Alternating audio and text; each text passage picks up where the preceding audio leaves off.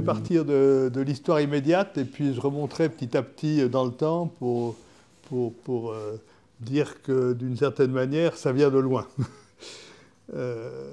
L'histoire immédiate,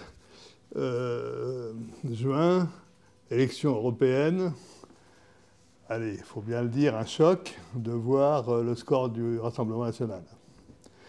La dissolution, il était sûr d'avance qu'il n'y aurait pas de majorité. Ça voulait dire qu'on était parti dans un processus, on était à l'été 2024, où probablement jusqu'en avril 2027, on allait vivoter dans des compromis laborieux, des faits aussi rapidement que faits, et un Rassemblement national qui continuerait à incarner, non pas l'espoir, mais en tout cas les humiliations, les rages, les mécontentements, etc. Et là, je me suis dit, c'est pas possible d'en rester à cet état de crise. Alors, pour reprendre une formule habituelle, une crise, c'est à la fois une difficulté et une opportunité. Et tout de suite, je me suis dit, mais attends, on ne peut pas, dans une période quand même de tension sociale, de crise internationale, enfin, Trump n'était pas encore élu, mais enfin, on voyait très bien monter les démocraties libérales un peu partout. Est-ce qu'on va rester, nous, tous, les deux pieds dans le même sabot, à attendre que ça se passe, pour avoir de nouveau, comme je l'ai vécu, élection après élection, des débats électoraux avec des programmes faits pratiquement tous en coin de table, avec des élections qui ressemblaient plus à des réflexes pavloviens qu'à des convictions. Et donc je me suis dit, non, il faut qu'on fasse de cette période de 3 ans une opportunité. Alors, une opportunité de quoi ? C'est là où ma réflexion s'enracinait déjà depuis longtemps. J'ai publié d'ailleurs un petit livre en 2012. Déjà, c'était à l'époque des élections qui a porté François Hollande au pouvoir, qui s'appelait déjà « Sauvons la démocratie ». En disant, si on n'est pas capable, au niveau d'une société comme la nôtre, d'organiser sereinement des discussions sur les valeurs qui nous unissent, sur les défis qu'on a à relever et sur la manière de le faire, la démocratie est morte. Alors ça renvoie déjà à une réflexion extrêmement lointaine pour moi, qui est que j'ai vu émerger au tournant, en gros, du sommet de la Terre de 1992, sur lequel je reviendrai, la question, est-ce que la démocratie est capable de long terme ? Et ça n'a fait que croître et embellir. Bon. Or, si la démocratie n'est pas capable de long terme dans une période de grande transformation, la conclusion s'impose d'elle-même, la démocratie est morte. Et d'ailleurs, on voit de sondage en sondage que de plus en plus de gens disent, après tout, un bon régime autoritaire, capable, comme en Chine, de se projeter sur le long terme, ou capable, comme la Corée, de se projeter sur 50 ans, après tout, ce serait pas mal. Donc, il est absolument fondamental pour nous, si on croit à la démocratie, de démontrer que la démocratie est capable de prendre en charge des enjeux à long terme. Et en regardant l'histoire, je me rends compte que ce n'est pas la démocratie qui pousse au court terme, c'est plutôt que dans une société qui a perdu le sens du long terme, alors la démocratie ne reste plus que sur des enjeux à court terme. Donc je crois qu'il faut retourner la problématique, non pas en disant est-ce que la démocratie est capable de long terme, mais à quelles conditions la société est-elle capable de long terme, auquel cas la démocratie elle-même sera aussi capable de long terme. Et donc, ce qui m'est apparu très nettement à ce moment-là, tout seul, si je puis dire, dans ma campagne, dans ce mois de juin 2024, c'est que quand il y a une montée aussi rapide d'un parti aussi radical, même s'il s'habille de respectabilité maintenant que le Rassemblement national, c'est pas parce que le tiers de nos concitoyens, voire plus, s'est subitement converti au fascisme, au racisme, etc. C'est plutôt le symptôme d'autre chose, qui est une formidable frustration par rapport au fait que les partis traditionnels ne semblent pas en mesure d'apporter des réponses à des inquiétudes qui sont en général fondées.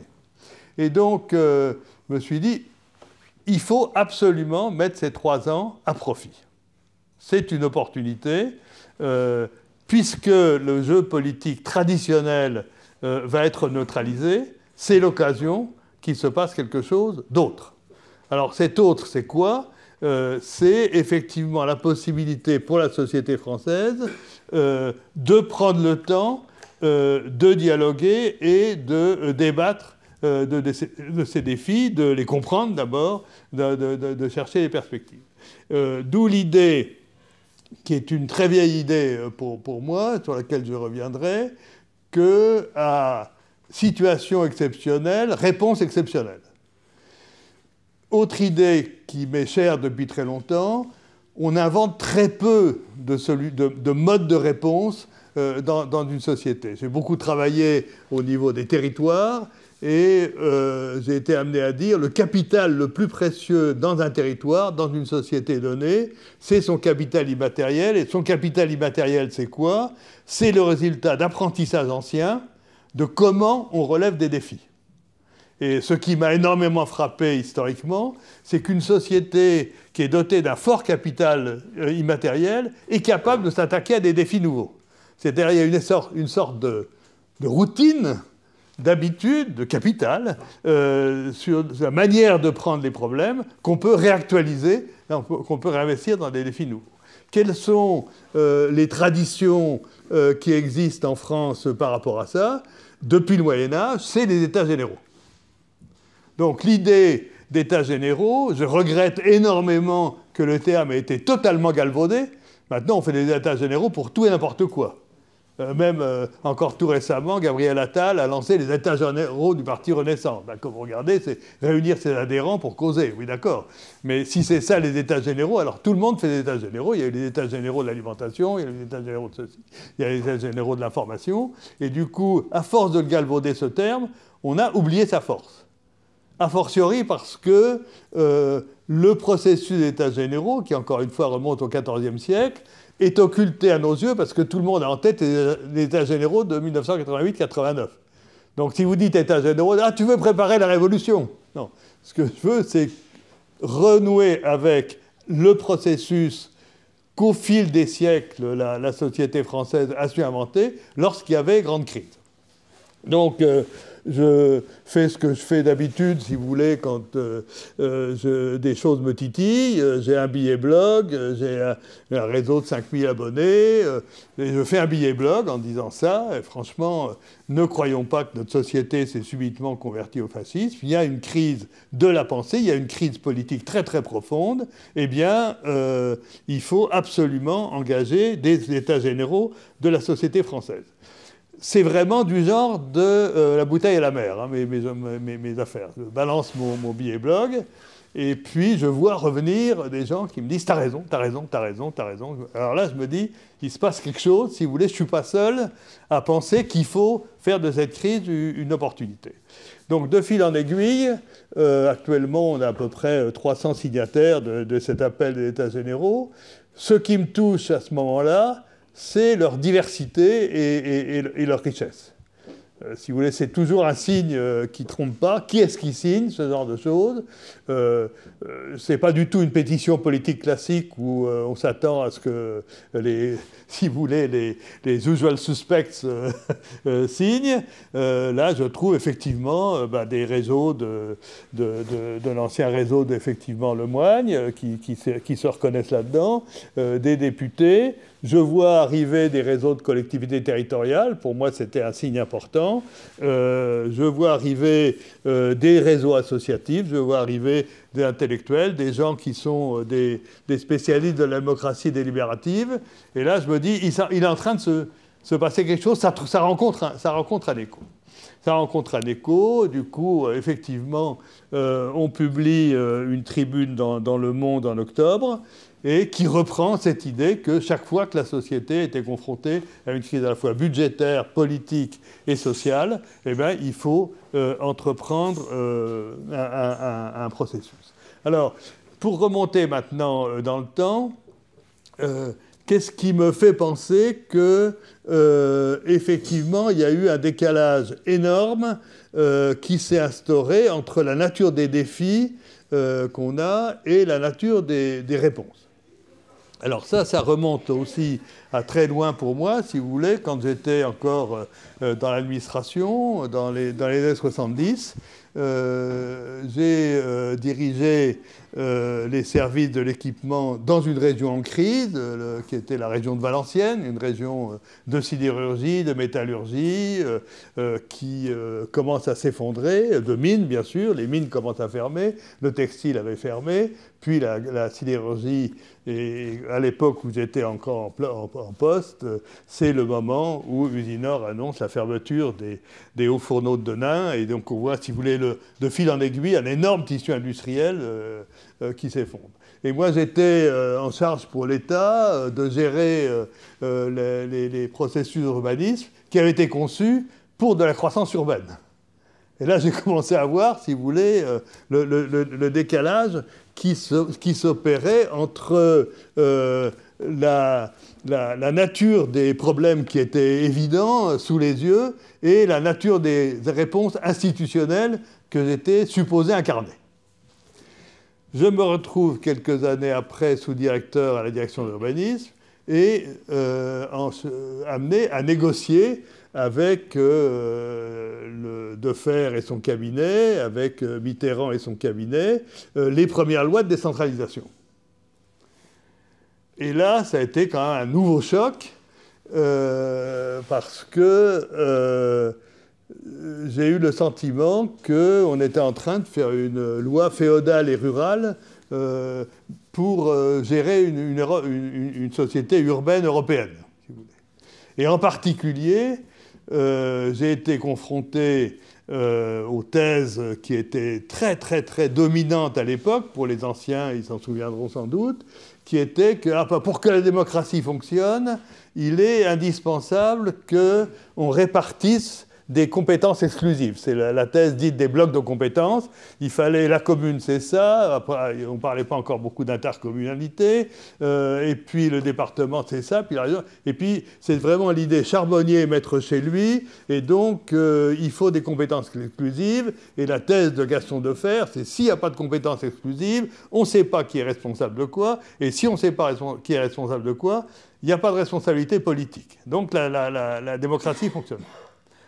Moi, je disais, écoutez, les gars, j'étais encore complètement imprégné par 10 ans de travail dans une région en crise. Et ça ne marche plus du tout comme ça. C'est-à-dire qu'il n'y a aucun problème de la société qui peut être résolu à un seul niveau.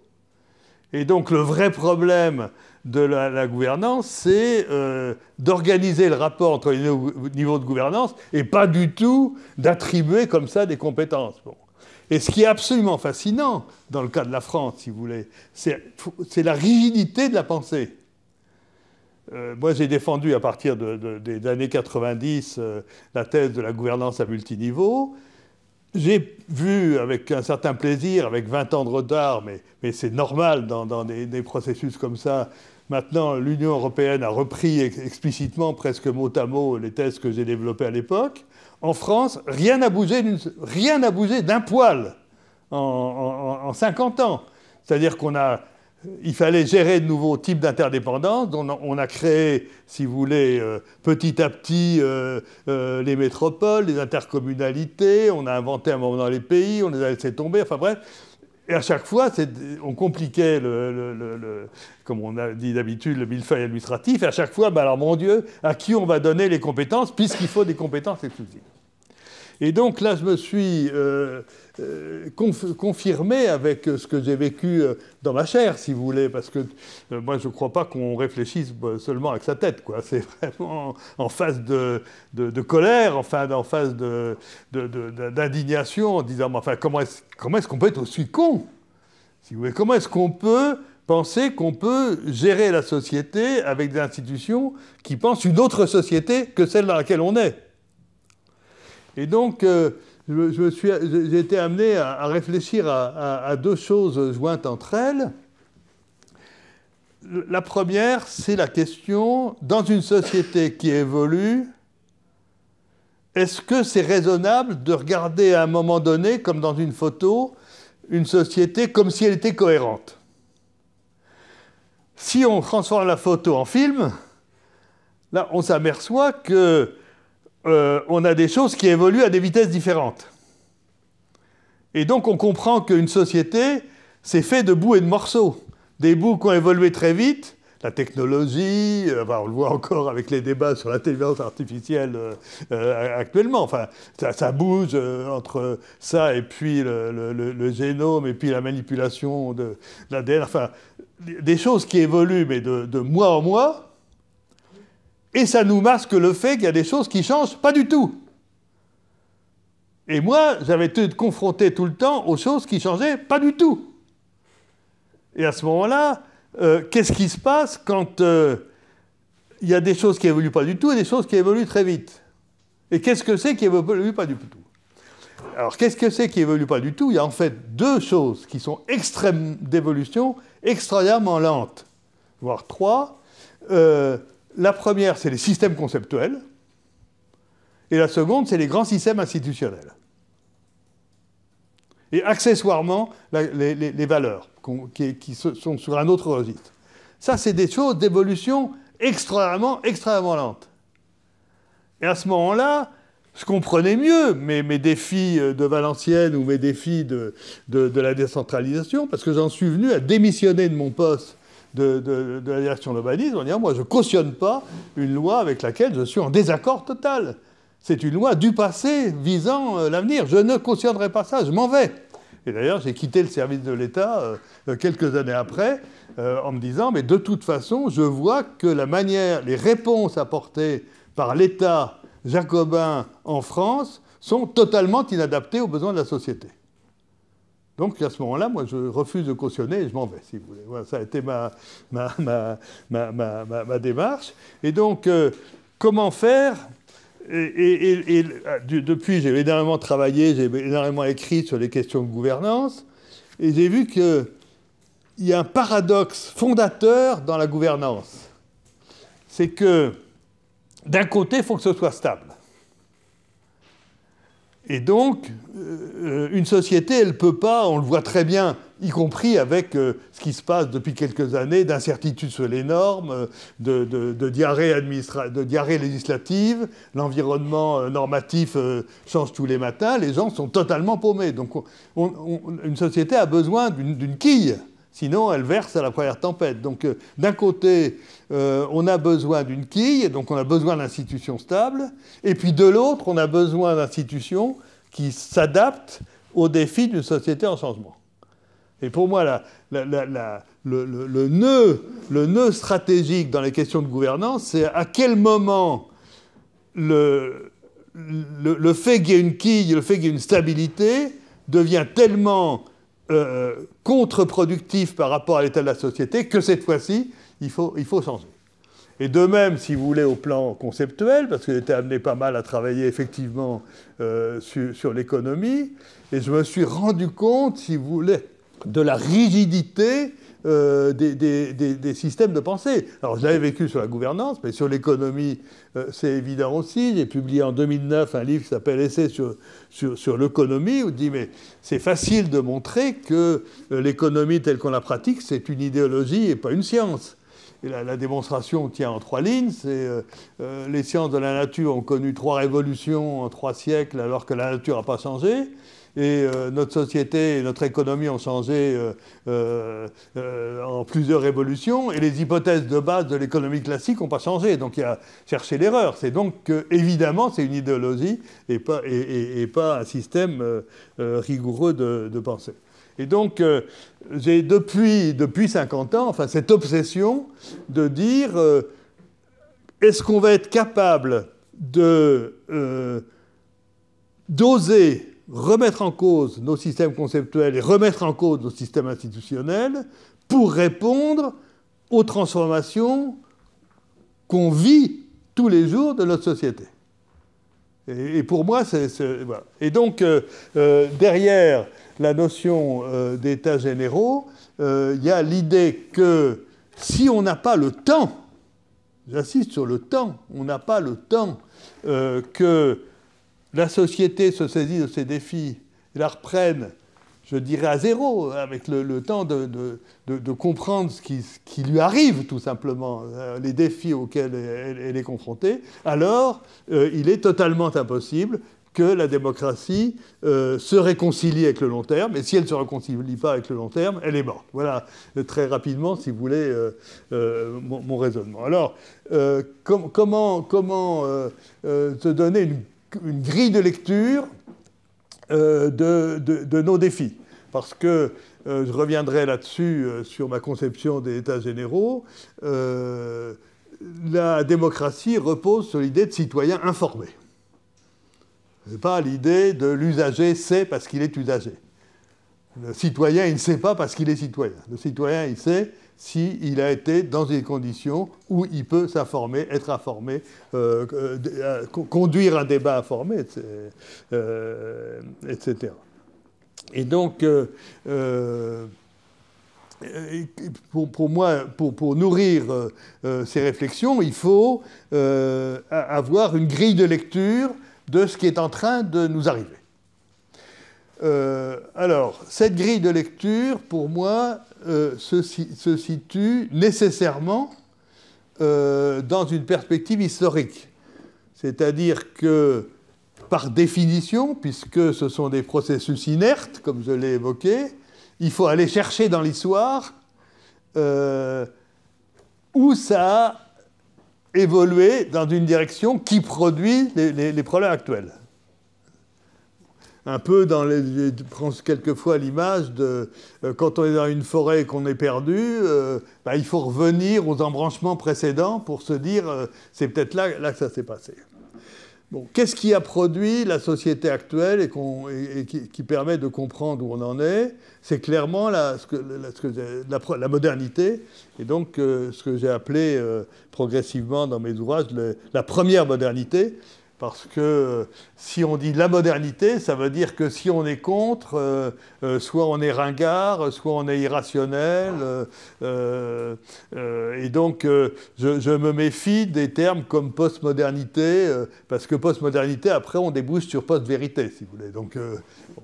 Et donc, qu'est-ce qui nous a fabriqué cette première modernité? Qu'est-ce qui explique qu'on en soit là où on en est avec ce processus libérateur, quand même formidablement libérateur, qui s'est passé entre le XVIe et le XVIIIe siècle. Alors, et on va rejoindre un peu les réflexions de Jean-Louis Lemoyne, d'ailleurs, par ce biais. Ce qui caractérise, au fond, cette modernité, c'est l'idée de séparation. Alors, séparation, ça a commencé, séparation entre la religion et la science. Et petit à petit, si vous voulez, que ce qu'émerge l'université moderne. Bon. Séparation entre les disciplines scientifiques. Séparation entre les types d'acteurs. Séparation de plus en plus radicale entre l'humanité et le reste du monde vivant. Ça, c'est évidemment une question absolument centrale de notre temps. Tout ce qui est évoqué sur nature et culture, enfin des débats que vous connaissez bien certainement. Séparation même entre raison et émotion. Et donc, on voit qu'on a vécu 3 siècles d'efficacité prodigieuse, mais au prix d'une approche très décomposée, très séparée. Et ce qui me frappe depuis 40 ans, c'est qu'émerge de ce fait une phénoménale crise des relations. Donc on retombe bien effectivement sur la question, moi j'étais très ami avec Edgar Morin, la question de la complexité, c'est quoi? C'est quand les relations entre les parties sont aussi importantes que les parties elles-mêmes. Et donc ce processus de séparation est en train de créer une formidable crise des relations. Les 2 crises centrales, évidemment, c'est la crise de la relation entre l'humanité et le reste de la biosphère, avec les effets évidemment qu'on voit, le réchauffement climatique, la destruction de la biodiversité, le fait qu'on continue à considérer que le reste du monde vivant ou le reste de la biosphère, ce sont des ressources au service de l'humanité et pas du tout des partenaires. Et donc, il y a eu un très beau livre qui a été publié il y a une quarantaine d'années, qui s'appelle « Compagnon du Soleil », qui avait été dirigé par un historien africain que j'aimais beaucoup, qui s'appelait Joseph Kizerbo, qui, avec l'aide de l'UNESCO, a réuni les grands textes de l'humanité, des différentes religions, des différentes philosophies, sur les rapports entre l'homme, enfin l'humanité et le reste du monde vivant. Ce qui est très intéressant dans ce livre, malheureusement est épuisé, c'est qu'on voit qu'il n'y a pas, comme on raconte quelquefois, d'un côté des peuples traditionnels pour qui l'être humain serait juste un cousin, une partie prenante à égalité avec les autres, et puis à l'autre bout, une société qui instrumentalise le reste de la biosphère. Il y a toujours eu une forme de curseur entre les deux. Mais le problème de la première modernité, c'est que le curseur s'est complètement déplacé, avec notamment ce que racontait Malebranche, enfin le renvoi même de l'animal au statut d'une machine qui peut être incapable d'émotion, etc. Tu vois, ce phénomène de découplage absolument total entre l'humanité et le reste du vivant et de la biosphère. Ça, c'est un phénomène central de la première modernité. Et donc, on en hérite maintenant des conséquences. Et puis, le deuxième phénomène fondamental, c'est la question de la souveraineté de l'État. C'est-à-dire que, vous êtes assez familier de ça, le traité de Westphalie, 1648, donc on est en plein dans l'émergence justement de la modernité, se met à sacraliser l'État, à en faire l'expression souveraine, comme le dit bien son nom, d'une volonté générale, au départ des dirigeants, puis avec la démocratie du peuple, mais quelque chose d'indépassable. Quelque chose d'indépassable.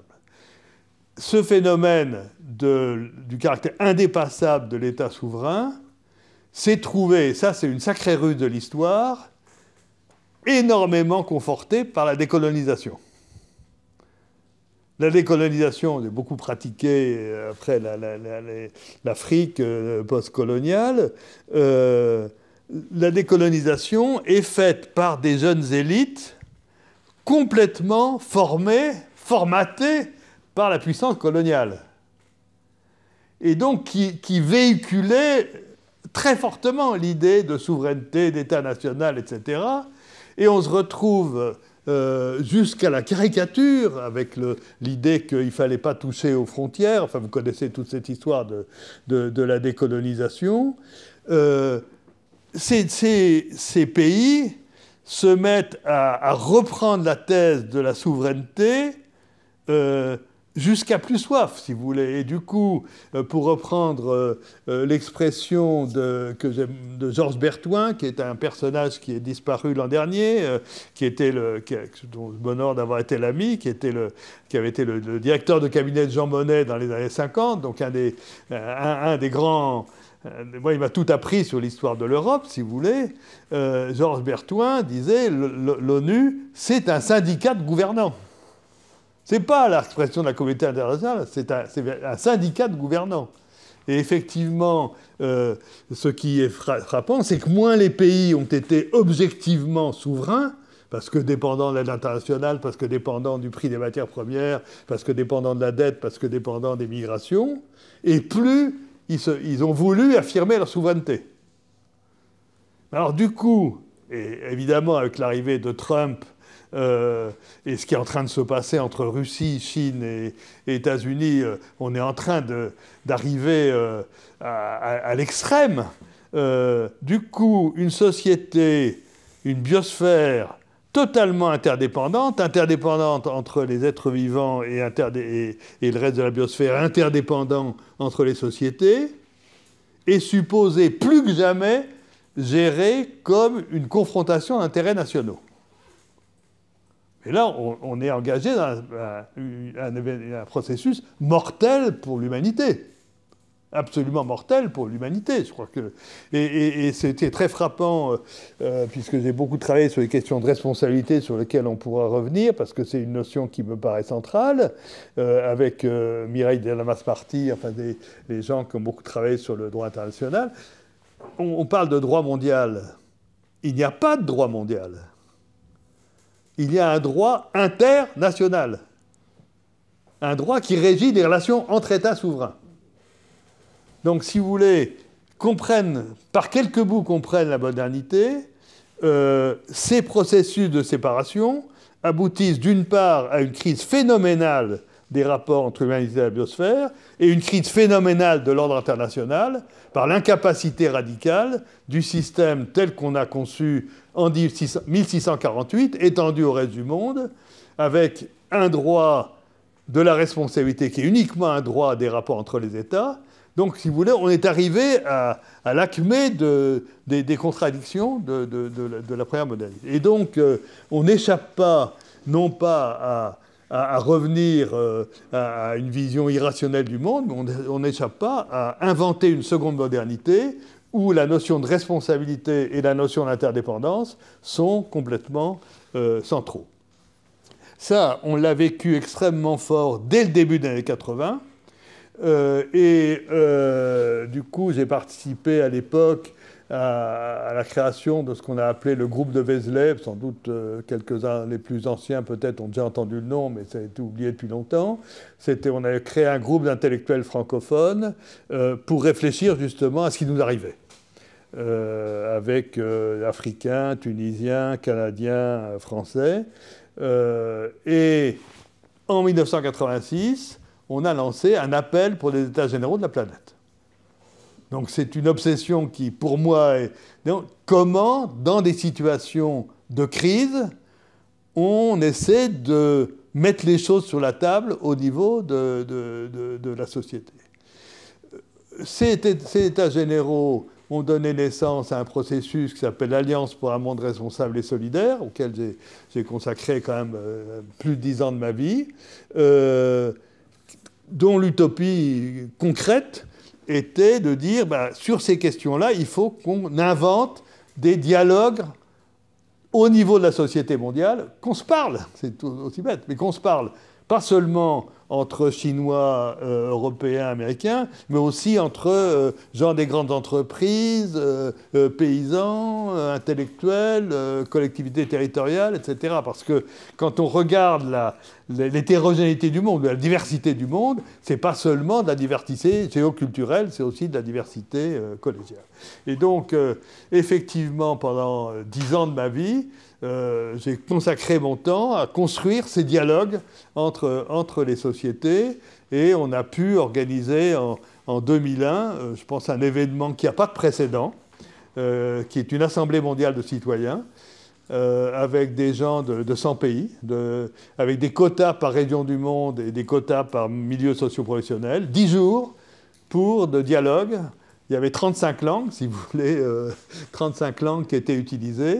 On avait inventé des systèmes bricolés de traduction simultanée. Et au bout de ces 10 jours, quand j'ai pu exploiter l'énorme matériau qui a été réuni, je me suis aperçu que les questions étaient assez simples. Les questions étaient assez simples, c'est-à-dire que finalement, on pouvait...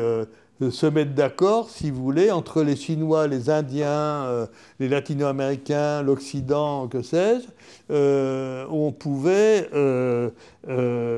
identifier nos défis communs du XXIe siècle. Alors ça, pour moi, ça a bouleversé ma vie, il faut être honnête. Parce que ça voulait dire que le monde était pensable. Ce qui est loin d'être évident. Ce qui est loin d'être évident quand on réfléchit. Est-ce que nos défis sont pensables ? On entend raconter des choses de temps en temps, disant, vous vous rendez compte, avec la complexité du monde, les choses sont devenues impensables, immaîtrisables, etc. Moi, je m'inscris totalement en faux devant cette idée. Et on a identifié 4 grands défis, qui vont vous paraître d'ailleurs simples, une fois énoncés. 1, il faut évidemment repenser le système de production et de consommation pour que ça se... pour parvenir à gérer de manière équilibrée les rapports entre l'humanité et la biosphère. Et ça s'appelait, jusqu'au XVIIIe siècle, l'euconomie. L'euconomie, ça on l'a oublié, mais c'est l'encyclopédie de Diderot qui a supprimé le O d'euconomie. Et la meilleure définition de l'euconomie qui a été donnée, ça a été donné par le botaniste suédois Carl von Linné, c'est de dire c'est quoi? C'est l'art d'assurer le bien-être de tous les gens du foyer. Aujourd'hui, notre foyer, c'est le monde. Dans le respect des grands équilibres, si vous voulez, des grandes limites de leur environnement. Et le mot art est ici très important, c'est pas juste du désir. C'est vraiment, il faut utiliser toutes les capacités de la science, etc. Mais donc, d'où le livre que j'ai écrit en 2009, qui s'appelle « Essai sur l'euconomie », parce que je dis, mais au fond, les défis du XXIe siècle sont beaucoup plus proches des défis éternels de gestion de la rareté des sociétés, que des défis qu'à partir du XIXe siècle, on a énoncé comme capacité optimale de gérer des ressources en pensant que la technologie allait repousser de siècle en siècle les limites dans l'environnement. Donc, premier défi, repenser l'économie. Deuxième défi, repenser la gouvernance. Créer les conditions dans lesquelles on articule les différents niveaux de gouvernance jusqu'au niveau mondial pour gérer ensemble nos biens communs, d'où ma passion personnelle pour l'Union européenne, qui est, beaucoup plus que l'ONU, la seule invention géopolitique du XXe siècle qui porte des promesses d'avenir. Donc, réinventer la gouvernance. Troisième défi, redéfinir les valeurs communes. Quelles sont les valeurs communes à l'humanité? Alors ça, on a fait un travail pendant des années avec des anthropologues, etc. Et la conclusion est extrêmement claire. Les droits humains ne sont pas une valeur commune. Ils sont intraduisibles dans 80% des langues. Alors, l'Occident, c'est peut-être à son honneur, a su les imposer comme valeurs universelles. Mais il les a imposées. Après, quand on dit, mais quelles sont des valeurs qu'on retrouve dans la Chine impériale, dans les sociétés précolombiennes, en Afrique, etc., etc. Et donc, la conclusion qui s'est imposée, il y a une valeur universelle, c'est la responsabilité. Pourquoi c'est une valeur universelle? Parce que c'est tout simplement le verso de la notion de communauté. Qu'est-ce que c'est qu'une communauté? C'est un ensemble, humain, non humain, mais enfin, dominante humaine, où on reconnaît qu'on doit prendre en compte son impact sur les autres membres de la communauté. C'est évident au niveau de la communauté familiale. On prend en compte l'impact de ce qu'on fait sur ses proches, mais c'est vrai au niveau du village. Et donc, il y a communauté s'il y a responsabilité mutuelle, et s'il n'y a pas de responsabilité mutuelle, ça veut dire que ce n'est pas une communauté. Et c'est là qu'on s'aperçoit que le système juridique a donné une définition extrêmement restrictive de la responsabilité. La communauté n'inclut pas les non-vivants, n'inclut pas les animaux, n'inclut pas ce qui n'appartient pas à la communauté nationale. Donc, si vous voulez, dès qu'on tire le fil, on comprend complètement le rapport. Voilà. Et donc, construire une société sur des valeurs communes, c'est la condition indispensable de la paix. Donc, c'est le troisième défi. D'où le travail que j'ai porté pendant des années, de dire, mais tant qu'on n'adopte pas une charte des responsabilités humaines à l'échelle européenne, à l'égal de la Convention sur les droits de l'Europe, on n'arrivera pas à faire avancer l'Europe, enfin, etc. Et même chose à l'échelle mondiale. Donc ça, c'est le troisième défi. Et le quatrième défi, c'est organiser le dialogue entre les sociétés, en sachant que les États sont incapables de l'organiser. Parce que les États reposent sur l'idée qu'on construit de l'intérêt national et qu'on confronte les intérêts nationaux.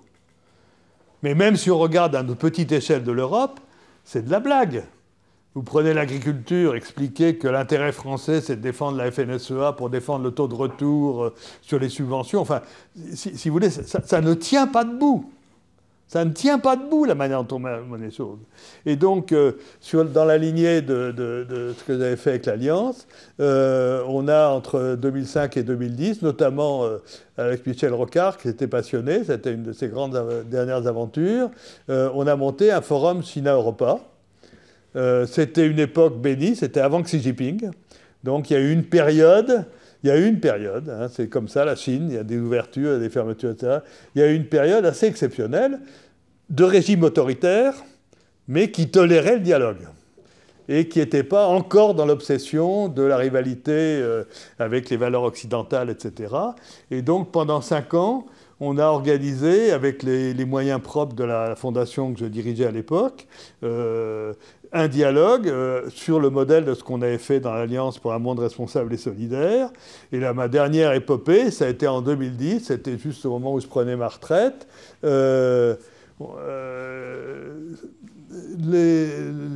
L'étape chinoise, on avait des réunions, 56 ateliers dans toute la Chine, et une synthèse à Hong Kong, 56 ateliers, si vous voulez. J'avais vu les ambassadeurs avant qui m'avaient dit, ça, en Chine, c'est pas possible.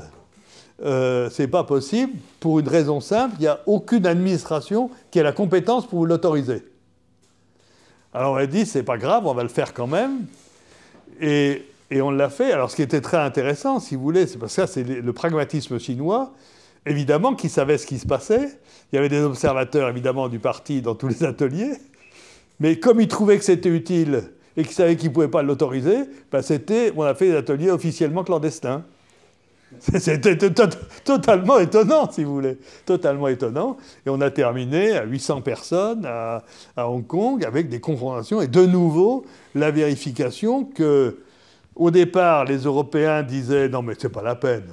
Honnêtement, c'est pas la peine. On va être en face de la voix de son maître. Tous diront la même chose, la voix du parti. À quoi ça sert de faire des voyages longs pour écouter la voix du parti? Il suffit de la regarder à la télé. » Et puis, extrêmement vite, les gens s'apercevaient qu'entre Européens, ils s'engueulaient, entre Chinois, ils s'engueulaient, et que les divergences entre Européens ou les divergences entre Chinois étaient bien supérieures aux divergences entre Européens et Chinois. Et ça, c'est le début de l'intelligence.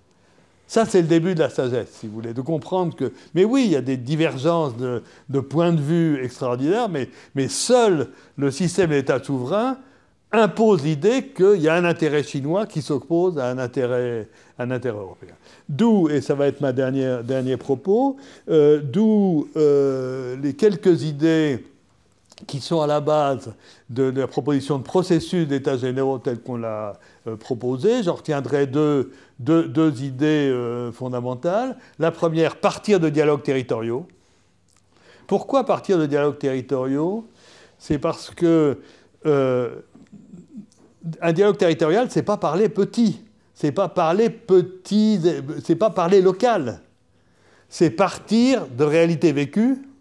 Et ces réalités vécues, elles sont complètement traversées par tout ce qui se passe dans le monde. Y compris dans le dernier village africain, il y a des produits chinois. Enfin, je veux dire, les filières de production mondiale sont partout, les idées circulent. Donc, des débats territoriaux pour partir de réalités vécues, pour à la fois penser localement et globalement. Ça, c'est essentiel pour organiser. Nous, on voit des états généraux en 2 étapes, des dialogues territoriaux, puis une remontée au niveau national pour confronter les idées. Et puis, en termes de sujets traités, en fait, 3 grandes dimensions. La première, repartir des cahiers de doléances. Vous avez en mémoire le grand débat national de 2019. 2 millions de contributeurs, 2 millions de personnes qui se sont déplacées en mairie pour écrire, bien, mal, souvent des gens qui n'avaient pas l'habitude d'écrire, 20 000 cahiers de doléances. Qu'est-ce que le pouvoir a fait des 20 000 cahiers de doléances? Archives départementales. Archives, 2 millions de voix citoyennes totalement jetées à la poubelle. Donc ça, on ne peut pas parler de dialogue au sein de la société si ça, on le méprise. On sait que c'est des expressions plutôt de gens humiliés. D'ailleurs, on a commencé, enfin pas de moi, mais il y a eu des exploitations partielles de ça. On voit, les gens, ils parlent d'eux, je suis des petits, je fais partie des petits, des sans grades, voilà. Donc, ne surtout pas mépriser ça. Donc, on est obligé d'avoir cette première étape. Qu'est-ce qu'on fait les quêtes de doléances? Est-ce qu'on est capable de trouver des réponses sociopolitiques intelligentes? Deuxième niveau, reprendre un certain nombre de politiques structurelles. Je pense notamment parce que j'ai plus travaillé à la question de l'éducation, mais c'est aussi vrai pour la santé, c'est aussi vrai pour la question de l'intégration des migrants, c'est vrai pour la sécurité, c'est vrai pour beaucoup d'autres sujets. Qu'est-ce qu'on voit concrètement se passer? Je reprends l'exemple de l'éducation parce que je le connais mieux que d'autres. Une série de lois complètement circonstancielles. La loi, aujourd'hui, n'est plus qu'une variété du discours politique. Vous savez que la plupart des lois, les décrets d'application n'existent pas. Donc les lois ne servent pas à être mises en œuvre. Elles servent à dire que le pouvoir politique répond à une préoccupation de l'instant. Ça a été chiffré, j'ai plus en mémoire, mais je crois en 25 ans, 40 lois sur l'immigration. 40 lois sur l'immigration. Ça veut dire, il y a un attentat au couteau, une loi. Il y a un machin, une loi, bon... Mais l'éducation, c'est pareil. Hein, on arrive à ce truc extraordinaire, vous l'avez vu dans les enquêtes internationales, la France est la plus mauvaise sur les sujets dont on dit qu'on va faire un choc des savoirs. Enfin, c'est surréaliste, quoi, la réalité. Bon. Et à ce moment-là, bon, alors il y a une loi... tiens, si on essayait l'uniforme, tiens, l'uniforme, voilà. Et si on essayait les groupes de niveau, et si on faisait un choc des savoirs? Et donc... voilà, le constat est que la démocratie telle qu'elle fonctionne n'est plus capable de construire une réponse structurelle à des politiques qui ont eu leur valeur et qui se trouvent, elles aussi, complètement dépassées par les nouveaux événements. Donc, deuxième étape, deuxième volet des dialogues territoriaux, reprendre un certain nombre de politiques structurelles, celles que les gens choisiraient. Et puis, troisièmement, ce qu'on a appelé le changement d'air, alors ce que je vous ai évoqué avec les 4 défis, et de dire, voilà, il y a 4 grands défis qui sont devant nous. On a mis beaucoup de temps à les identifier, c'est-à-dire que ce qui me frappe beaucoup dans tous ces processus que j'ai vécus, c'est à quel point, quelquefois, il faut des détours extrêmement longs pour valider quelques points essentiels. Et c'est ça qui est fascinant dans les sciences sociales, c'est que tout a l'air de se ressembler, sauf qu'il y a juste des choses qui sont vraies, puis d'autres qui sont fausses, si vous voulez. Et donc, moi, je crois beaucoup à cette validation par des milliers de dialogues. Les défis, c'est ça, ça et ça et ça. Et donc, l'idée, c'est de mettre sur la table ces 4 défis, de dire, ben, voilà, comment vous vous saisissez de ça, avec comme idée, et je terminerai là-dessus, que je crois énormément à la démocratie délibérative, et donc à tous ces problèmes de convention citoyenne, de choix de participants par le tirage au sort, avec une pondération par genre, âge, tout ce qu'on voudra. Mais, le mais est fondamental, quel est le mandat et de quelle information disposeront les citoyens? 2 exemples, enfin un contre-exemple, un exemple. La Convention citoyenne sur le climat, des erreurs méthodologiques gigantesques, probablement volontaires, mais ce n'est pas sûr, qui font que les conclusions étaient dans les hypothèses. Et donc là, c'est vraiment l'exemple de ce qu'il ne fallait pas faire. Et la Convention sur la fin de vie, qui prouve là quand même un progrès de maturité, si vous voulez, sur comment on alimente les citoyens avec des informations intelligentes. Et on montre aussi, ce qui est très important, parce que c'est beaucoup en doute, pour intéresser les citoyens, il ne faut pas leur dire on va vous parler de votre quotidien. Ça, c'est le coup qu'on a fait aux citoyens de la Convention citoyenne sur le climat. Il faut que vous puissiez parler de nourriture, il faut que vous puissiez parler de logement, sinon vous ne serez pas intéressés. Ah non, les grandes idées sur l'économie, bon, non, ça échappe aux citoyens. Ça échappe pas du tout aux citoyens. Pas du tout aux citoyens. Encore une fois, si on pense que ça échappe aux citoyens, à ce moment-là, la démocratie est morte. Revenons à Platon. Hein, un bon vieux gouvernement par des philosophes, là, tranquilles, des gens intelligents. La démocratie, c'est de la démagogie, n'en parlons pas, c'est affreux. Mais soyons cohérents. Moi, je crois à la démocratie, mais ça veut dire des systèmes d'information extrêmement rigoureux, mis à portée des gens. Et là, ça rejoint un des autres grands axes de mon travail dans la vie, ça a été de construire les systèmes d'échange d'expériences, parce que je crois que c'est à partir de la confrontation d'expériences concrètes qu'on voit émerger des principes directeurs communs. Et donc, dans le processus qu'on propose, il y a la construction de bases de connaissances, 4 bases. La première, d'abord, quels sont les faits ? Quels sont les faits? Je prends la question de l'éducation. Qu'est-ce que c'est la mesure de l'efficacité de l'éducation? Qu'est-ce que c'est la mesure de l'équité? Bon, quels sont les faits déjà? Parce que maintenant, les faits n'intéressent plus grand monde. Donc la base des faits. Deuxièmement, la base des expériences territoriales. C'est vraiment au niveau des territoires qui est en train de s'inventer le monde de demain, mais chacun dans son coin, sans confrontation sérieuse. Donc, comment on réunit ça? Troisièmement, la base des expériences étrangères. Je reprends l'exemple de l'éducation. C'est évident ça vaut la peine d'essayer de comprendre comment font ceux qui réussissent le mieux. Hein. La Finlande, l'Estonie, Singapour. Enfin, arrêtons de réinventer la poudre et écoutons comment font les autres. Et puis, quatrièmement, la base des propositions, c'est-à-dire qu'il y a plein de think tanks, la plupart écrivent des choses qui sont inaccessibles au commun des mortels. Comment on fait de la vulgarisation? Bon, voilà, donc processus de 2 ans, territorial, national, et avec 3 étapes de la réflexion et des outils de connaissance. Voilà un petit peu ce qui m'a amené à proposer tout ça, quoi. Voilà. Merci beaucoup, c'était vraiment passionnant. En fait, j'ai plusieurs remarques, mais c'est des petites remarques. La première, ça porte sur quand vous dites que comment dirais-je, le contrat social, c'est quand même, vous voyez, Jean-Jacques Rousseau disait, au fond, on va accorder, alors c'est un petit peu un mix entre plusieurs époques, mais il y a quelque chose d'un peu volontaire dans le fait d'accorder à l'État le monopole de la violence légitime en échange d'une sécurité qui nous serait assurée. Mais c'est pour ça que j'aimerais en fait un petit peu échanger sur Si j'ai bien compris votre approche, c'est plutôt quelque chose qui va s'imposer. Mais il y a quand même une petite partie de volonté, vous voyez, un contrat social qui ne sera pas vraiment signé, mais qui fait office de contrat. Ouais, très bien. Non, je suis complètement d'accord sur les 2 questions. Elles me passionnent aussi depuis longtemps. Alors je vais y aller. Bon, je vous enverrai aussi, je peux vous envoyer en PDF, enfin, c'est en téléchargement gratuit sur l'édition Charles-Paul Mayer. Effectivement, j'ai commis un gros bouquin préfacé par Mireille Delmas-Marty qui s'appelle « Métamorphose des responsabilités et contrat social ». Bon. Donc la question du contrat social me paraît centrale. Bon. Et effectivement, sans contrat social, il n'y a plus que Hobbes, il n'y a plus que... il faut donner un gros maillet à l'État pour taper sur la tête de ceux qui rentrent en conflit. Donc, ça ne marche pas.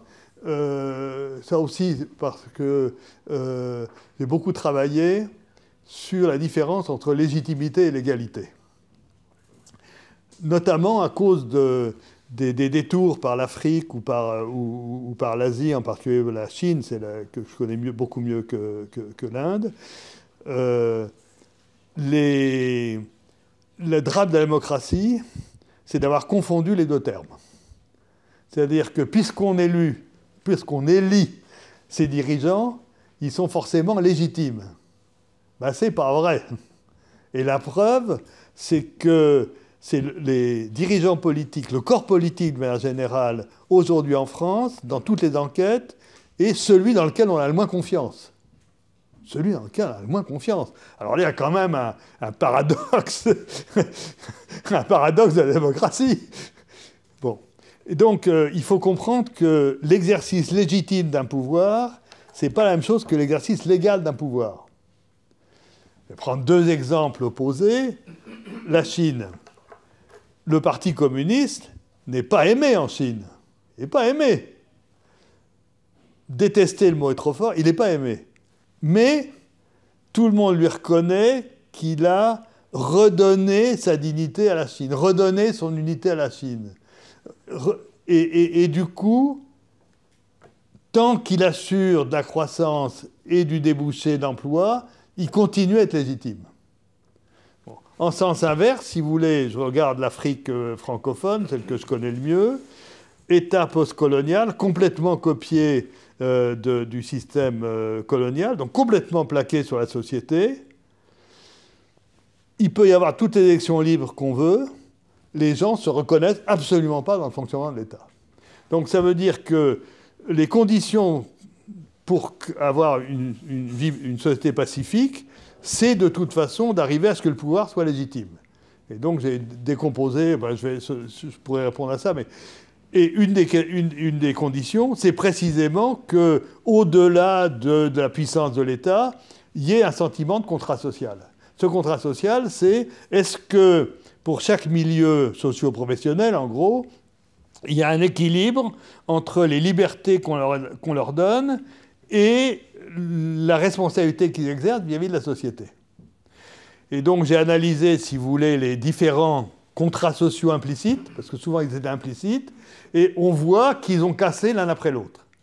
C'est-à-dire que le contrat fordiste, qui est dire, bon, vous nous donnez la liberté d'entreprendre, mais en échange, on vous assure la prospérité et on assure, comme disait Ford, je paye bien mes ouvriers pour qu'ils m'achètent des voitures.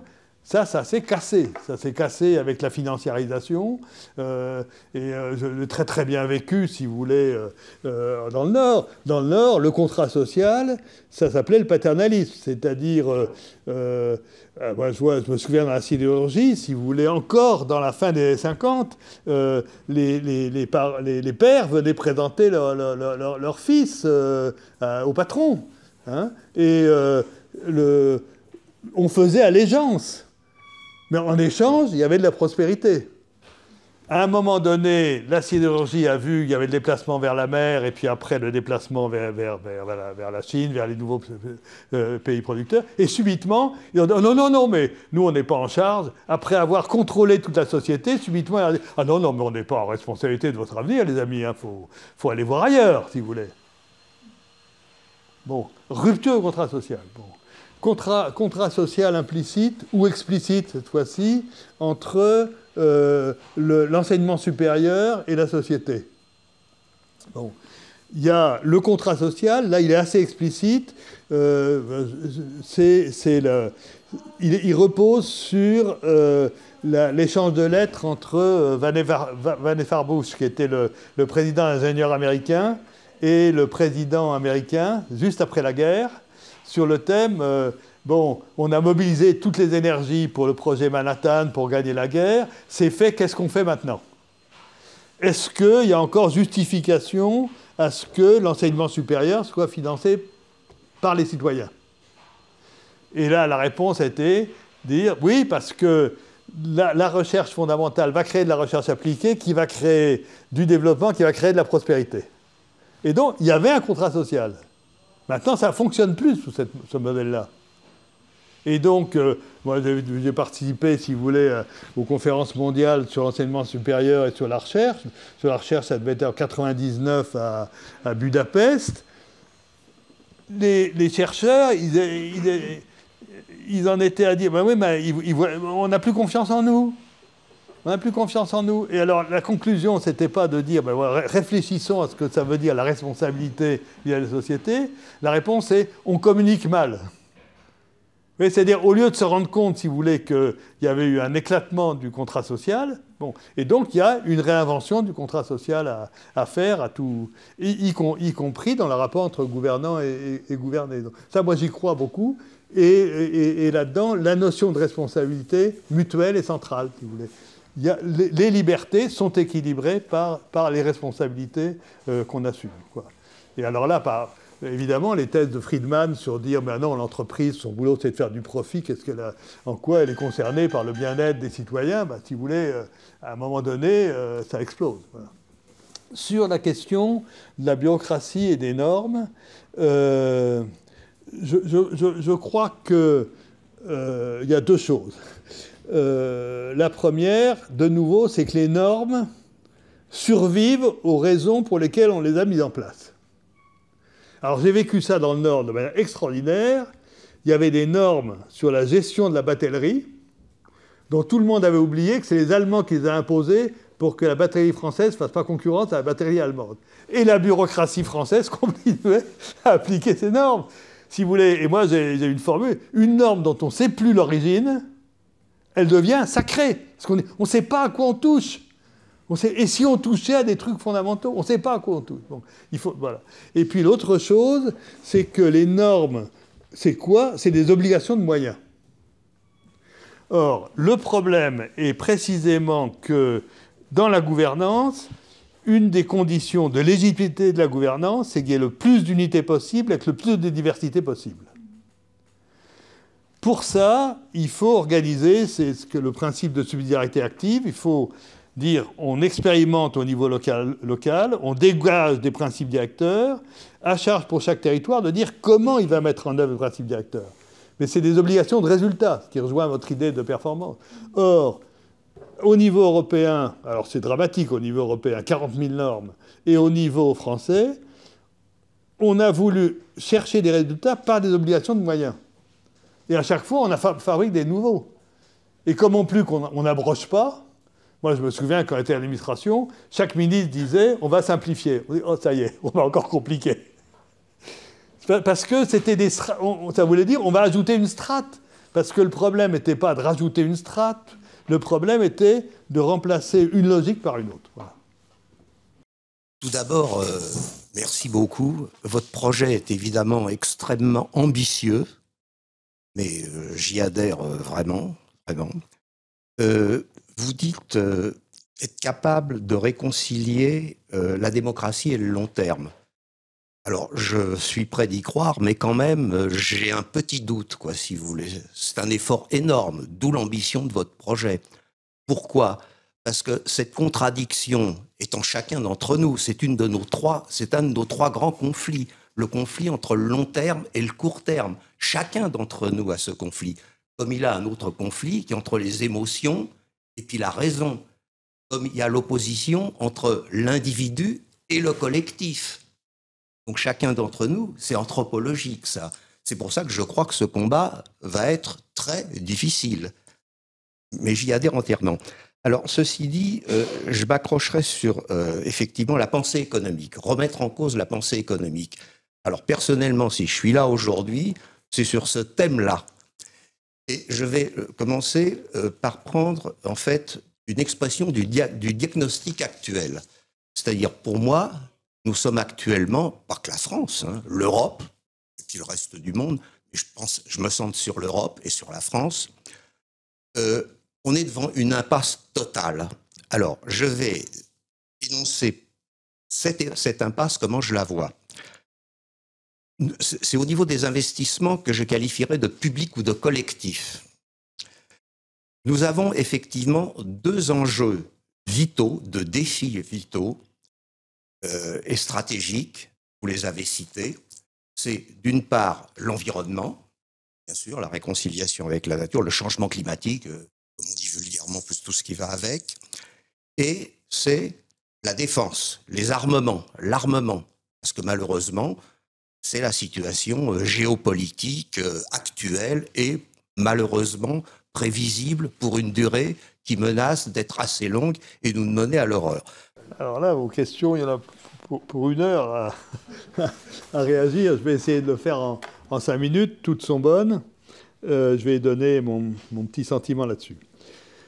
Premièrement, sur la question du long terme. Moi, je suis extrêmement frappé par ce qu'on a su faire sous la 4e République. La 4e République, on a craché dessus. La société avait une vision, on rentrait dans ce qu'on avait après coup appelé les 30 Glorieuses. L'instabilité ministérielle n'a pas empêché des politiques à long terme. Donc, moi, je crois que ce n'est pas parce qu'il y a démocratie qu'il n'y a pas capacité à penser le long terme, c'est parce qu'il y a incapacité à penser le long terme que notre démocratie se dévoie dans des jeux à court terme. Donc, je suis personnellement convaincu que le jour où la société a une vision à long terme, elle est parfaitement compatible avec la démocratie, parce qu'il construira dans les faits un socle de conviction, à commencer par reconstruire le contrat social, qui finalement s'imposera. Alors après, la question, comment on taxe les riches, les pauvres, quel est le poids respectif des différentes priorités, le débat démocratique continuera, comme il a eu lieu à la 4e République. Mais moi, je ne crois pas que c'est la démocratie en soi qui empêche le long terme. Deuxième point, la question du rapport entre émotion et raison. C'est justement un point aveugle de la première modernité. J'ai été très marqué, je reconnais, par un livre qui s'appelle L'erreur de Descartes. Je ne sais pas si vous l'avez lu les uns et les autres. Passionnant. Mais enfin, en gros, qui dit le test clinique, c'est des gens qui ont eu des accidents au cerveau qui ont détruit les capacités d'émotion et pas les capacités à raisonner, se mettent à faire des conneries énormes. L'émotion et la raison, si je suis là ce soir, c'est pour des raisons d'émotion, c'est pas pour des raisons de raison. On est 20 personnes, je ne suis pas sûr qu'on va transformer le monde tout seul, si vous voulez. Bon, le moteur de l'action, c'est quand même l'émotion. Et je pense que précisément, ça a été une impasse très lourde de la première modernité. Troisièmement, sur la question de l'investissement, mais aussi sur la question de la pensée économique et de la monnaie. Bon, moi, je défends la thèse que l'erreur gigantesque qui a été faite depuis le sommet de la Terre, depuis les accords de Kyoto, c'est de vouloir faire rentrer la lutte contre le réchauffement climatique dans une pensée économique qui ne voit que deux catégories de biens, des biens de marché et des biens publics. Moi, j'ai pas mal travaillé là-dessus et j'ai dit, c'est pas vrai, il y a 4 catégories de biens et pas 2. Et le test, c'est ce que j'ai appelé le test du partage. Il y a les biens qui se détruisent en se partageant. Vous avez un patrimoine historique, vous voulez le décomposer, il n'y a plus rien. Hein, c'est le jugement de Salomon.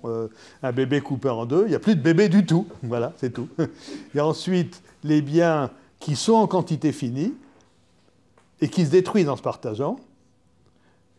Et eux relèvent d'une logique de justice et d'efficacité. Il y a les biens qui sont en quantité indéfinie parce que c'est lié à la créativité humaine, et eux sont les seuls vraiment légitimes comme biens de marché. Et il y a les biens qui se multiplient en se partageant, la connaissance, l'expérience, etc., qui relèvent de logiques de mutualisation qui n'ont rien à voir avec le marché non plus. L'énergie fossile est un bien de catégorie 2. Et donc sa logique, c'est une logique d'efficacité et de justice sociale. Et donc, on a organisé en 2021 les assises du climat, et on a dit le réchauffement climatique, la lutte contre le réchauffement climatique doit reposer sur 5 critères de pertinence. Premièrement, on prend en compte l'ensemble de l'empreinte écologique, et pas seulement les émissions territorialisées. Parce que c'est absurde de prendre en compte les émissions sur notre territoire. Il y a maintenant la moitié de l'empreinte écologique qui vient de biens importés. Et pourquoi on a pris les biens territorialisés? À cause de l'idée de souveraineté. C'est la logique des États souverains qui a amené à penser dans ces termes-là. Mais ça n'a rien à voir avec la logique du problème, si vous voulez. Donc, premièrement, l'ensemble de l'empreinte écologique. Deuxièmement, des obligations de résultats annuels. Parce que les engagements sur 10 ans, dans une démocratie, c'est rien du tout. Ça ne veut rien dire. C'est de la blague. Bon. Troisièmement, de la justice sociale. Quatrièmement, l'implication de tous les acteurs. Et cinquièmement, ce que j'ai appelé dans mes ouvrages sur la gouvernance le principe de moindre contrainte, qui est une condition de légitimité. Pour qu'un pouvoir soit légitime, il faut que la contrainte imposée à la liberté privée soit au plus juste du besoin public. Bon. Quand vous prenez ces 5 critères, il y a un seul système qui marche, c'est les quotas individuels négociables. Bon. Le jour où on dit... on part de 9 équivalents CO2 par habitant et par an. Et pour atteindre les engagements qu'on a pris, on réduit l'engagement de résultat, c'est 6% de réduction par an, pour arriver en 2050 à ce à quoi on s'est engagé. Et ceux qui font des efforts de frugalité, ils en tirent les bénéfices en vendant leurs excédents à ceux qui ne font pas les efforts. Votre problème de l'investissement Pisani-Ferry, ça disparaît d'une seconde à l'autre. D'une seconde à l'autre. C'est ça qui va entraîner les investissements. C'est pas de décréter qu'on va faire 2% d'investissement. C'est parce que la logique est idiote que le résultat est idiot. Et du coup, vous comprenez que ça touche directement la monnaie. L'idée d'une monnaie unique est totalement idiote. Mais pas la monnaie unique européenne. L'idée qu'on peut tout gérer avec une même monnaie. Et l'intérêt des quotas, c'est que ça crée une monnaie énergie fossile. Et donc, dire à un nutritionniste, on a un seul critère, c'est le nombre de calories, ça le fait rigoler. Dire qu'on a une seule mesure des biens qu'on échange, c'est l'euro, c'est complètement idiot aussi. Et pourquoi cette vérité d'évidence n'est pas reconnue? Par paresse intellectuelle, uniquement. Et puis, enfin, dernièrement, sur les questions d'investissement, là, si vous voulez, c'est des questions de comment une société se mobilise. Encore une fois, pendant 20 ans, 30% du PIB chinois, c'était de la formation brute de capital fixe. Alors, gaspiller tout ce qu'on veut, etc., mais au bout du compte, ça se retrouve, 30%. La Russie, c'est 22% du budget, c'est l'armement. Bon, donc, si vous voulez, ce n'est pas un problème d'impossibilité, c'est un problème. Qu'est-ce que veut la société? Mais la société, c'est plus ce qu'elle est, c'est plus ce qu'elle veut. D'où l'enjeu de, bon, à un moment donné, on se met au boulot, quoi. Parce qu'il y a un grand nombre de gens, quand même, de la société, comme vous dites, c'est quand même le court terme. Hein. C'est comment on finit le mois. Hein. Ça, c'est ce qu'on raconte. Moi, je suis désolé. Je suis, depuis votre temps, je suis arrière-grand-père. Bon, c'est ma fierté. C'est formidable d'être arrière-grand-père, honnêtement. Je vous le souhaite à tous. Bon, c'est vraiment extraordinaire. Bon, pour moi, 50 ans, c'est quand mon arrière-petite-fille aura 50 ans. Les familles pensent long terme. Les familles pensent long terme. Alors après, vous avez les frais, quand vous avez des frais fixes d'assurance, de loyer, de machin, de trucs, et que la marge de manœuvre, c'est moins de 5% de votre budget, ah oui, vous êtes obligé de penser à la fin du mois. Mais ça ne veut pas dire qu'on ne se pose pas de questions sur ses enfants et ses petits-enfants. C'est pas vrai. C'est pas vrai. Les gens pensent à long terme. Je vais quand même leur donner un peu la parole. La toute première question qui avait été posée, c'est où peut-on signer l'appel à des états généraux? Alors, bonne question. Sur le site étatsgénéraux.org. états-généraux.org. Ensuite, on a une autre question, c'était « Envisagez-vous d'exclure de ces états généraux les partis ou les personnes hors de l'arc républicain ?» L'exclure? Ben non, c'est idiot. De toute façon, on repart des gens, si vous voulez. Quand vous faites une convention citoyenne, celle qui a bien marché, encore une fois, c'est celle sur la fin de vie, on n'a pas demandé aux gens leur certificat de baptême et s'ils avaient voté pour le Rassemblement national. Hein. Bien sûr qu'il faut exclure personne. Alors ça, sinon, c'est plus des États généraux, c'est des États républicains, je ne sais pas quoi. Enfin, on reste en entre-soi. Je veux dire, il y a quand même 40% des gens qui expriment une frustration énorme par rapport à l'offre politique. Et on va dire, c'est des connards. Qu'est-ce qui s'est passé avec Hillary Clinton? Qu'est-ce qui l'a tué? C'est le jour où elle a dit « Les électeurs de Trump, c'est des débiles ». Ah, bravo, merci, sympa. Eh ben, OK, pour débiles, on y va. Ils sont allés. Alors ensuite, on avait une autre question qui était « Les états généraux étaient menés dans une nation française autonome.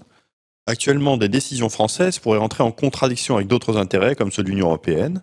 Les états généraux restent-ils pertinents dans ce contexte ?» Alors, la réponse est oui, pour deux raisons. Je ne pouvais pas raconter toute ma vie, mais j'ai beaucoup travaillé dans les années 2016 sur l'idée d'un processus incitement citoyen européen. J'ai des marottes, hein, comme ça, en disant la grande erreur de l'Europe. Qu'est-ce qui s'est passé pour l'Europe? Alors là, on repasse sur un truc compliqué. Ce qui s'est passé pour l'Europe, c'est 1954. 1954, le Parlement français rejette la Communauté européenne de défense. Le petit groupe des fondateurs de l'Europe, c'était vraiment un complot, ils n'étaient pas très nombreux, se retrouvent à Bruxelles et disent « Cette fois-ci, de nouveau, c'est foutu, on est reparti, comme en 14, on va se retaper la Troisième Guerre mondiale un jour ou l'autre. » Et Paul-Henri Spaak, qui était à l'époque le grand homme politique belge, a dit « Les copains, non, c'était une trop belle aventure pour laisser tomber. On va construire l'Europe par l'économique. » C'était le plan B, c'était pas le plan A. Le plan A, c'était de construire par le politique. C'était le plan B de construire par l'économique. Le problème, encore une fois, c'est que les institutions se mettent à vivre leur vie autonome, et on a fabriqué une bureaucratie bruxelloise qui sont des intégristes du marché. Du coup, l'erreur énorme a été de penser, encore une fois, je suis un pro-européen fanatique, il faut être clair. Je ne crois pas qu'on s'en tire autrement. Et encore une fois, c'est la seule dépassement pacifique des souverainetés de l'histoire. C'est quand même pas mal. Bon. Mais l'erreur a été de dire, on fait des institutions communes, on fait un marché commun, et après, on va faire une monnaie commune partiellement, et du coup, il y aura un peuple européen. Ah non, c'est pas vrai. Bismarck avait plus raison en disant une communauté, elle se fait avec le fer et le sang, que nos braves Européens en disant on va faire de la communauté par des normes communes et un marché. Et du coup, la naïveté, c'était de dire, pendant que les autres, ils faisaient des champions mondiaux, nous, on disait, oh, attention, que Alstom ne soit pas un train... Enfin, si vous voulez, le plan B est devenu la colonne vertébrale de l'Europe. Donc, on a complètement fait l'impasse sur comment on crée un peuple européen. On crée un peuple européen, c'est le même problème que pour les États généraux, en faisant en sorte que les gens dialoguent entre eux de leurs défis communs. Je ne vois pas d'autre solution pacifique. Sinon, il y a la solution ukrainienne, effectivement, de dire, parce que les Russes ont attaqué, maintenant il y a un peuple ukrainien qui n'existait pas avant. C'est les Russes qui viennent de créer le peuple ukrainien. Hein. Alors combien de temps ça tiendra, j'en sais rien. Mais nous, on n'échappe pas à créer un peuple européen, et ce n'est pas par des institutions communes. C'est des processus sociopolitiques, anthropologiques, enfin je ne sais pas comment les qualifier. Voilà. Donc, ma première réponse est de dire, je ne crois pas que les États généraux français soient l'alpha et l'oméga, mais je crois une autre chose. On entreprendrait ça, mais l'effet sur les autres États membres européens, ce serait une traînée de poudre. Parce qu'ils ont tous le même problème. Ce serait une traînée de poudre. Et moi, j'ai vécu ça très fortement avec les Chinois. Je m'excuse de revenir aux Chinois. Ils m'ont toujours dit, mais ça m'a beaucoup marqué, quand est-ce que la France se met à inventer un second siècle des Lumières? Parce que toutes leurs élites ont été forgées par l'idée du retard pris sur le siècle des Lumières. Et ils se disent, le génie du peuple français, ça leur fait ça. Et c'est eux qui... Où il est, votre génie, maintenant? Vous faites quoi? Quoi, de la petite semaine? De la lutte contre les contrefaçons chinoises. Enfin, faut voir, j'ai écrit un papier récemment sur la myopie des Européens par rapport aux Chinois. En 2010 encore, vous alliez à la délégation européenne à Pékin. Qu'est-ce qu'il y avait dans le hall? Des contrefaçons. Non, vous vous rendez compte du message passé au peuple chinois? Vous n'êtes pas capable de créer. Vous faites du faux Vuitton, vous faites du faux je ne sais pas quoi, les montres de luxe. Dans le hall, les contrefaçons. Hein? Vous alliez dans les universités chinoises à l'époque, des énormes bibliothèques ouvertes 24 heures sur 24, 7 heures sur 7, ultra-modernes, tous les jours de l'année. Vous compreniez immédiatement ce qui était en train de se passer. Puis maintenant, on dit, ah merde, dis donc, des gamins de 40 ans, ils ont inventé un système qui fait la pige à ChatGPT. Il faut arrêter les conneries. Ensuite, il y avait, faut-il comprendre que le grand débat était une bonne démarche, particulièrement mal exploitée, voire méprisée? Sait-on ce qui s'est passé? Bon, si vous voulez, oui, c'est une mauvaise réponse à une bonne question. C'est-à-dire qu'effectivement, on a tous été pris de court avec l'histoire des Gilets jaunes, il faut être honnête. Hein. Et moi, en plus, j'étais à la campagne à l'époque, je voyais ce que me disaient les amis, mes voisins, qui étaient ouvriers ou retraités ou autres. Les gens qui étaient sur les carrefours n'étaient même pas estimés. Ils disaient, ouais, c'est des bras cassés, c'est des couillons, etc. Mais il n'empêche qu'il y a eu un phénomène sociopolitique inouï, quoi. Bon. Là-dessus, effectivement, il fallait dire il y a un processus de dialogue avec la société. Je ne sais pas si vous vous souvenez des images. notre camarade Emmanuel Macron, en bras de chemise, face à des élus locaux, passant le grand oral de l'ENA, ayant des réponses à tout, sur le registre, si le bon roi savait. C'était ça, 1789. Si notre bon roi savait. Et là, on a refait le même coup, mais j'ai même écrit, je ne sais plus s'il a été publié, j'ai écrit un papier à l'époque, si notre bon roi savait. C'était grotesque. Et du coup, 2 millions de personnes, plus ou moins bien alphabétisées, qui écrivent des trucs dans les mairies rurales, et on fout ça aux archives, après l'exploitation par je ne sais quelle officine pour dégager trois leçons. Alors c'est un mépris de la démocratie et une exaltation du pouvoir personnel stupéfiant. C'est l'opposé des États généraux. L'idée semblait la même, ça a été exactement l'opposé. Je continue sur les questions. Là, on n'est pas loin de la fin des questions là, posées à distance. Il y avait démocratie délibérative. Quid de la démocratie participative? La participation sur Internet, sur les sites du Parlement ou autres, reste très faible. Est-ce rédhibitoire? Alors,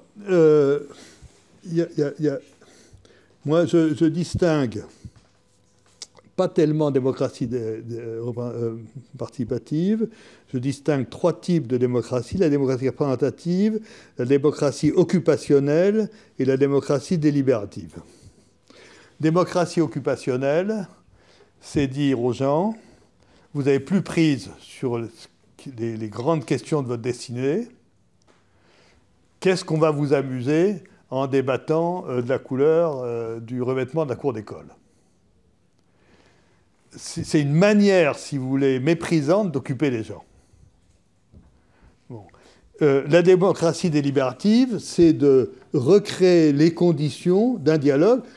Personne n'a jamais prétendu, sauf peut-être justement par des formules un peu improvisées, comme l'a utilisé Macron sur la Convention citoyenne pour le climat, en disant, comme la formule, c'était « je le livrerai sans filtre au référendum » ou je ne sais pas quoi. Non, la démocratie représentative a toute sa fonction. Mais si on veut mettre en scène la capacité d'une société à réfléchir sur elle-même, il n'y a rien qui remplace le tirage au sort, mais des conditions extrêmement rigoureuses d'organisation d'un débat public entre citoyens informés. Donc la question du mandat, là, je pourrais disserter, j'avais publié dans La Croix un article tout de suite après la fin de la Convention citoyenne pour le climat, quand tout le monde disait c'est formidable ce qui s'est passé, moi j'avais écrit un article « Sauvons la démocratie délibérative » en disant ils ont fait des conneries. La démocratie délibérative, c'est le dernier antibiotique. C'est vraiment l'utiliser à mauvais escient, c'est comme les antibiotiques. Hein. On va créer des réactions de résistance au seul médicament qui marche encore. Donc moi, j'y crois, mais alors vraiment avec des conditions extrêmement rigoureuses. Il faut créer les conditions dans lesquelles les gens peuvent s'informer, puis que ça réponde à leurs questions. Mais quand c'est le pouvoir qui choisit les experts qu'il faut auditionner, quand il définit le mandat en disant on va segmenter comme ça, et puis quand on a un processus où on ne peut jamais revenir aux questions générales, moi je connaissais très bien les gens du comité de gouvernance, je lui ai dit vous avez fabriqué un hachoir à viande. Allez, on met le truc dedans, puis on ressort en bas. Mais il me disait, oui, mais si on ne fait pas ça, on n'aura pas le temps de sortir des conclusions concrètes. Non, le problème n'est pas de sortir des conclusions concrètes, le problème c'est de savoir si on a organisé le débat. Donc on a permis aux gens de réfléchir aux questions générales quand ils n'étaient pas encore formés. Et puis après, on leur dit plus question de revenir là-dessus. Maintenant, vous devez nous dire les 12 mesures de lutte contre les passoires thermiques et des trucs comme ça. Vous regardez le détail de ce qui s'est passé, c'est scandaleux. Ça incite Alain en ligne à nous demander pourquoi tu dis que la Convention sur le climat était biaisée. Oui, ouais, mais mais ce que je ne sais pas dire, parce que je ne suis pas un cynique de tempérament, si vous voulez, je ne sais pas ce qui a été volontaire comme manipulation et ce qui a été une espèce de naïveté en disant qu'il faut absolument qu'on arrive aux conclusions. Parce que je connais une partie des gens qui étaient au comité de gouvernance, je crois que c'est des gens honnêtes qui croient à la démocratie délibérative, mais ils se sont eux-mêmes piégés dans « il faut absolument arriver au résultat ». Et on a 6 mois. Et en fait, si vous voulez, c'était des week-ends. Les gens, à part les retraités, les gens travaillaient. Ils ont consacré quoi, 8 week-ends. C'est déjà beaucoup mieux que... Moi, j'ai participé à la seule expérience de démocratie délibérative à Bruxelles.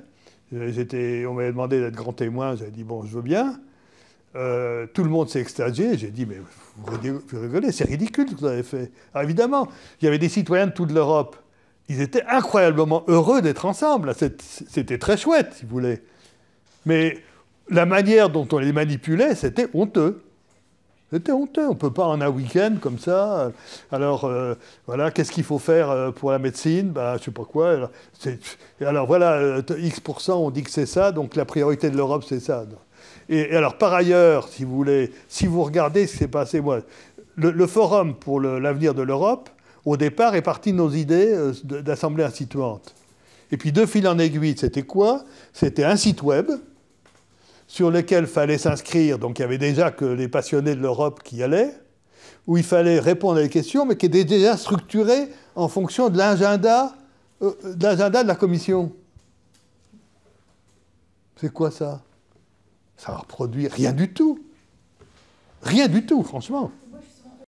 Merci beaucoup pour vos travaux, vos partages. C'est passionnant et enthousiasmant. Ma question est la suivante. Les entreprises sont des parties prenantes importantes de la société. Au sein de ces entreprises, parfois, pour certaines d'entre elles, ils pensent long terme. Ils sont des contrats sociaux.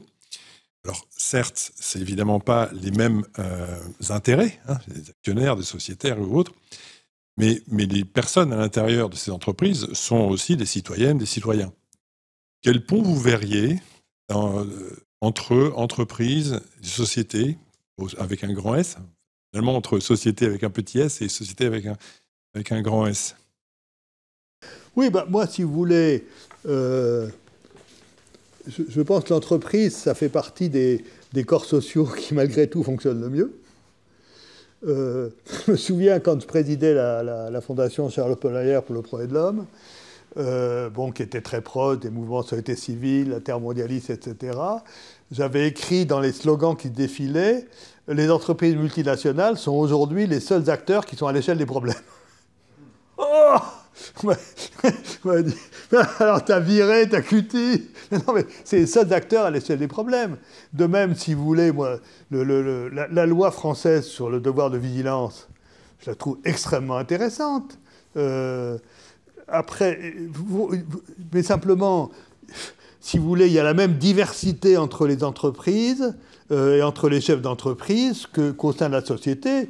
Je pense qu'il y a au niveau des chefs d'entreprise des gens qui sont tout aussi imprégnés que moi du bien public et qui se posent la question de leurs enfants, et qui se demandent s'ils font bien et qui sont pris dans des contradictions parce que s'ils ne rémunèrent pas les actionnaires suffisamment, ils vont être vidés. Enfin, d'ailleurs, la plupart quand même des chefs d'entreprise qui ont été iconiques à un moment donné, le patron d'Unilever à un moment donné, le patron de Danone à un autre moment, il faut reconnaître qu'ils ont été vidés par leur conseil d'administration. Donc, si vous voulez, dans un système de financiarisation, leurs marges de manœuvre ne sont pas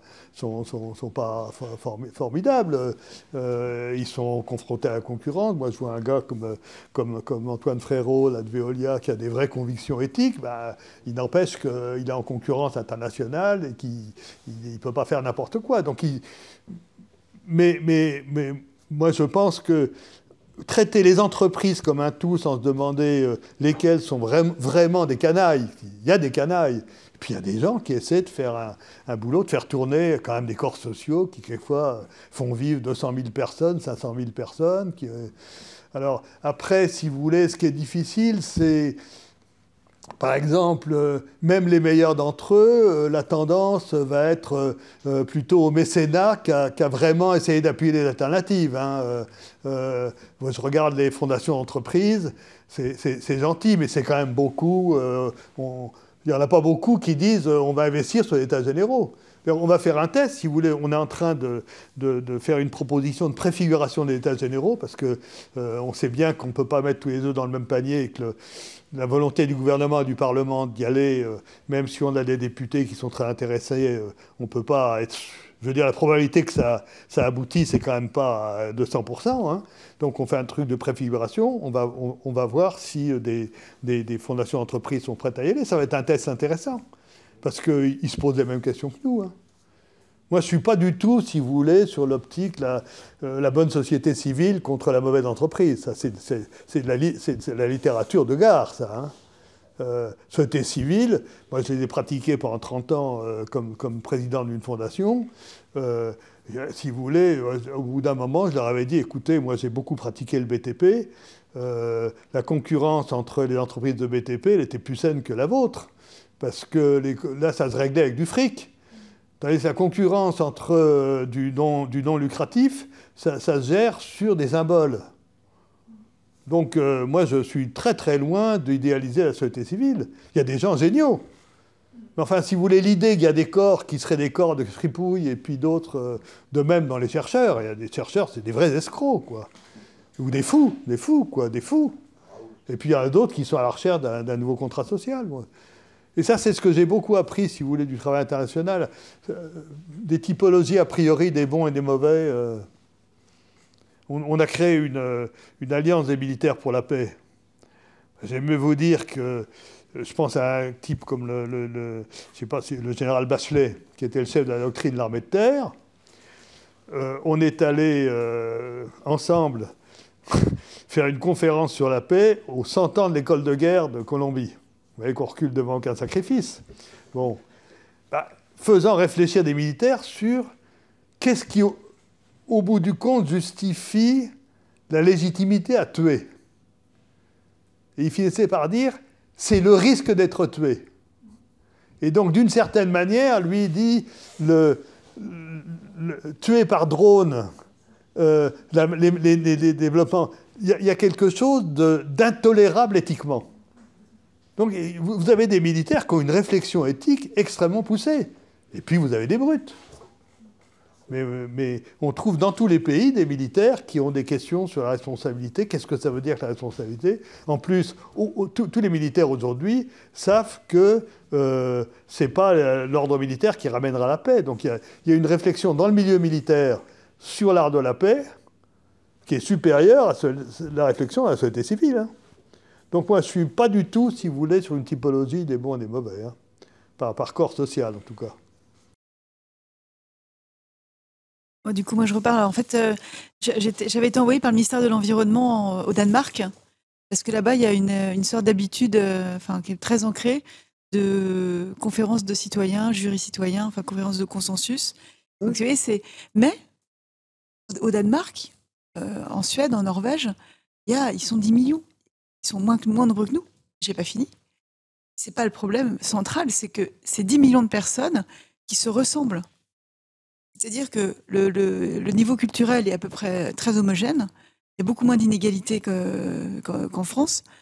Il y a moins de diversité, c'est difficile à dire, mais quand même, oui, ce sont des gens qui font société parce qu'ils se ressemblent. Donc, est-ce que c'est transposable en France? Je ne sais pas, je vous pose la question, Joseph. Oui. Alors, ça fait, si vous voulez, l'exemple danois, pour moi, est typique de ce que j'appelle le capital immatériel. C'est-à-dire, on a pris l'habitude, on sait faire.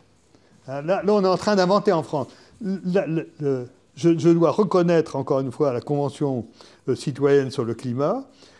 Elle a été complètement biaisée, pour reprendre l'expression de l'interlocuteur tout à l'heure, mais c'est la première fois qu'on a quand même pris la démocratie délibérative au sérieux. Mais on était au b.a.-ba. Eux, ça fait des années, ils savent faire.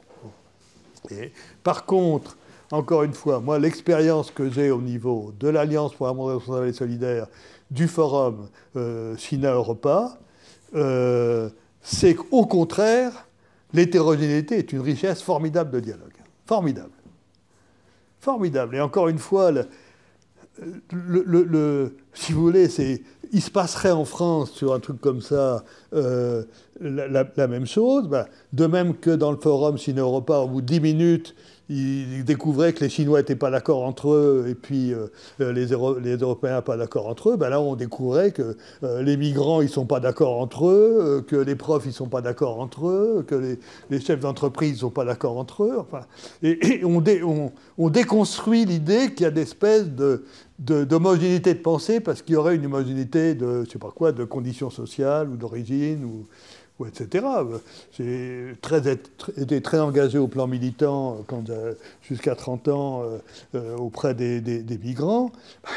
L'hétérogénéité des migrants était énorme, énorme. Enfin, c'est vraiment parce qu'ils sont différents de nous. Comme je disais souvent, ben oui, quand j'étais petit, je trouvais que tous les Noirs se ressemblaient. Bon, ben, quand vous avez fréquenté l'Afrique, ben, il n'y a pas de Noirs qui se ressemblent, pas plus qu'il y a d'autres. Mais c'est pareil, si vous voulez. Mais alors, on construit des catégories, les migrants pensent ça, les ouvriers pensent ça, les retraités pensent qu'à leur fin de mois. Enfin, des espèces de généralités qui empêchent les gens de penser. Tu as parlé d'État. Personnellement, enfin, en tout cas, dans le contexte français et tel que je le vis, je fais toujours la distinction entre l'État et la nation. Ce que je crois, c'est que la notion de communauté est plus riche que la notion de nation aujourd'hui. On pourrait dire qu'une nation, c'est le fruit d'un processus sociopolitique qui en a fait une communauté. Mais le problème est que nos niveaux d'interdépendance au niveau mondial sont tels que le défi est de passer du niveau national de la communauté, en tant que construction sociopolitique et hérité de l'histoire, à des communautés qui sont à l'échelle de nos réelles interdépendances. Bon, pour ça que j'insistais beaucoup sur l'idée de peuple européen. Si vous voulez, aujourd'hui, au niveau européen, on ne se sent pas du tout, pas assez, en tout cas, responsable de l'impact de nos actes sur un Grec ou sur un Danois, etc. Si vous voulez. Donc, le problème de la notion de nation, c'est qu'en naturalisant, quelque sorte, la notion de communauté, on la fossilise. Alors qu'on est obligé de regarder aujourd'hui une communauté multiniveau. Il y a une communauté d'immeubles, une communauté de villages, on est jusqu'à une communauté mondiale. Et ça, la nation, c'est comme l'État souverain, si vous voulez, en privilégiant tellement un niveau par rapport aux autres, il devient un obstacle. Merci.